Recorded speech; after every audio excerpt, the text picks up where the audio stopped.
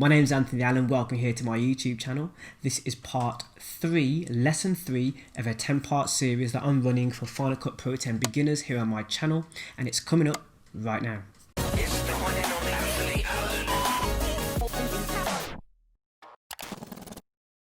So here we are in Final Cut Pro 10. Now we're going to start importing things directly into our timeline from our browser. If you've missed the 2 earlier lessons in this playlist, definitely check those out because there's some useful information. If you're following along, congratulations, you've made it to part 3. So, where is the browser? On the left here, where your library is located and your project is located, which is here, we need to change the title of to part 3 in capitals. This is actually the browser. You can see that you have your projects and you can see any changes that have been made to your project by each date. These changes were made on the 20th of May 2020 and there's 10 pieces of media. So at this point we can start drag and dropping things into our timeline seamlessly. Now this image has no background, and I've done this purposely for lessons on a later date or later on in this playlist. We have some music.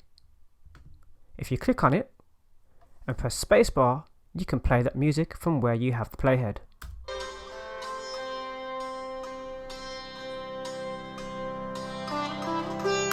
That's of course if you want to sample anything before you drag it into the timeline. That's audio. Let's now look for a video. So here we have a waterfall. We're going to do the same by placing the playhead, which is that red line, on the piece of media, clicking, you know it's selected because it has a yellow box around it, and pressing spacebar to sample. You can see the sample in the preview window in the center of Final Cut Pro. If I press stop by pressing spacebar, the preview will end, but you can see the playhead is in the same place. If I press spacebar again, it played from where I placed my playhead. Now you can see a hand icon over the top of that piece of media when I hover my mouse over the top of it. If I click and hold, and while I'm holding that click, if I drag all the way down to our timeline, you can see that the piece of media, once I drop it, is within the timeline. There was also a green plus icon. Did you see it? Let's try it again with this second angle of the waterfall. We're going to select it, hover our mouse over the top, click and hold, drag towards timeline. You can see that green plus icon there. Once it's there, you can see where it's going to be dropped with that blue box below, and we're going to let go. That drags it again into the timeline. Now there's a slight difference with this piece of media here. You can see this light blue sound wave within the piece of media. This means that the media has sound. The other pieces of media did not have any sound with them, but this does. Let's use our sampling method to listen to what sound is contained within the media before we drag it into the timeline. By doing this, you select the media. With the playhead, that red line, in the correct place, or the place you would like to play from, press spacebar.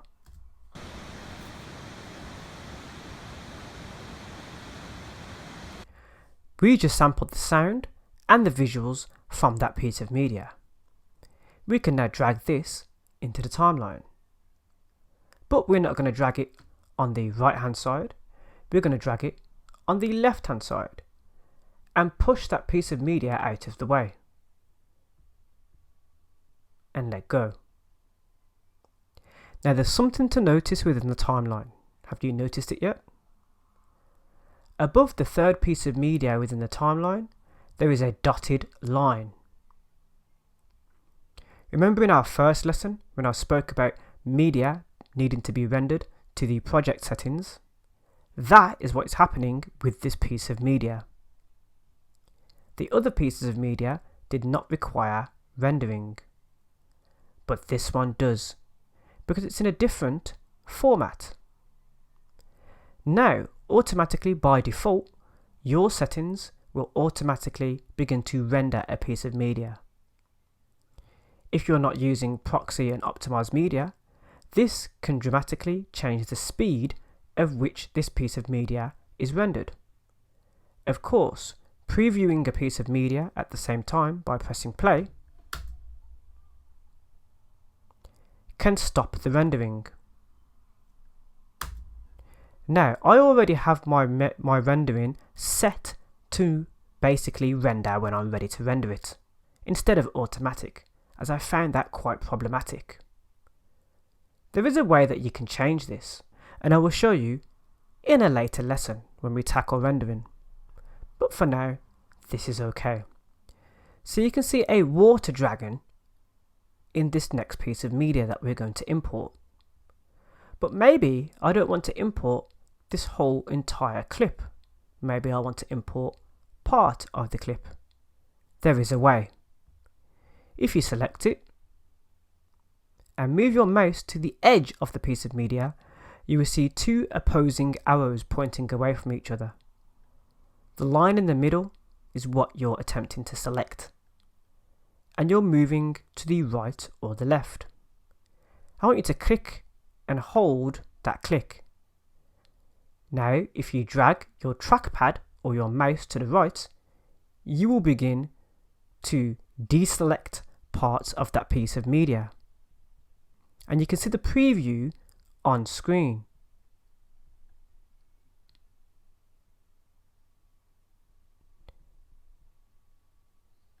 I want to select the parts in which the water dragon is choosing not to move his head.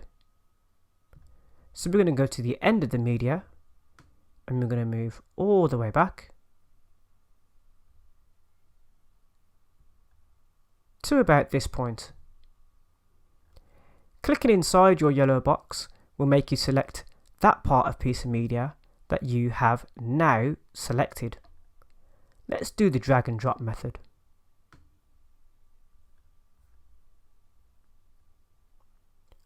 But we don't have to drag it at the end. You can select where in your timeline this is dropped. For example, you can push pieces of media away from each other. Let me show you that again. While still holding the click, I'm moving the piece of media. Where there's a line, I then push down.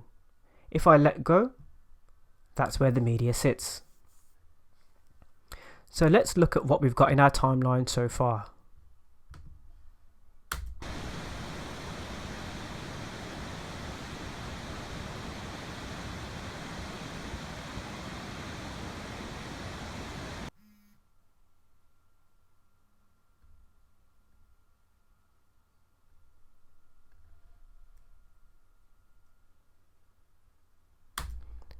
I'm going to stop there.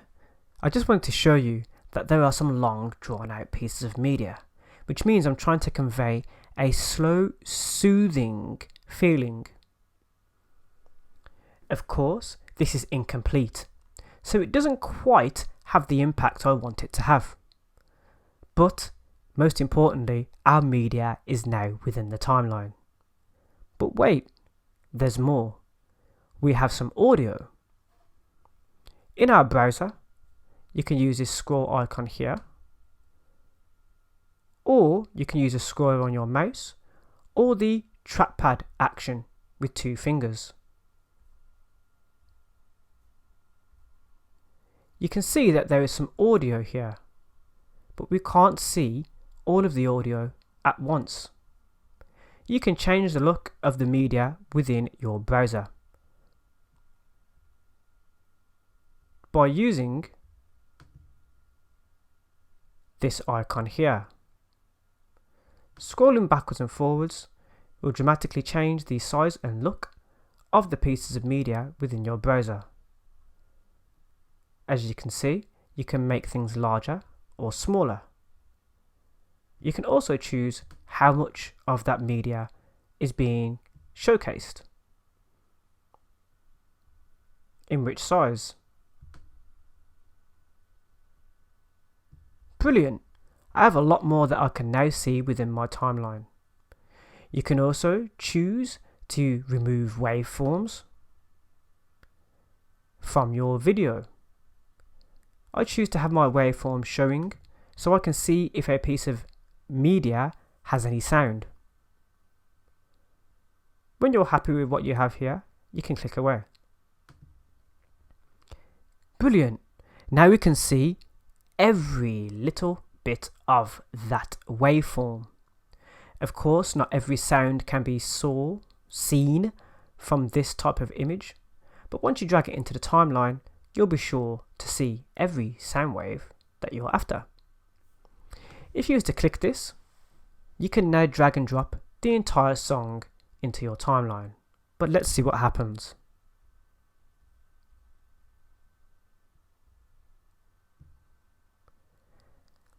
Uh-oh, as you can see, there is a huge blank space where the audio is still playing with no image over the top. I've changed the look of my Final Cut Pro so you can see the pixels instead of a black space. Reason being is, sometimes I like to transition things into darkness. If the background of your player is black, there is no way of telling a difference between if you transition to black or if there's nothing within the timeline at that point. That will make a lot more sense when you begin editing more within Final Cut Pro.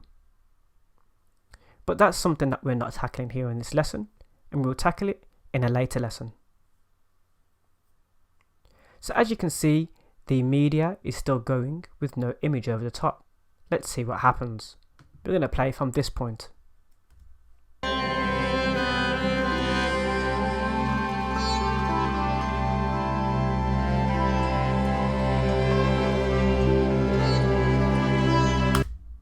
As you can see, the visuals just all of a sudden stop, and that is not what we're after.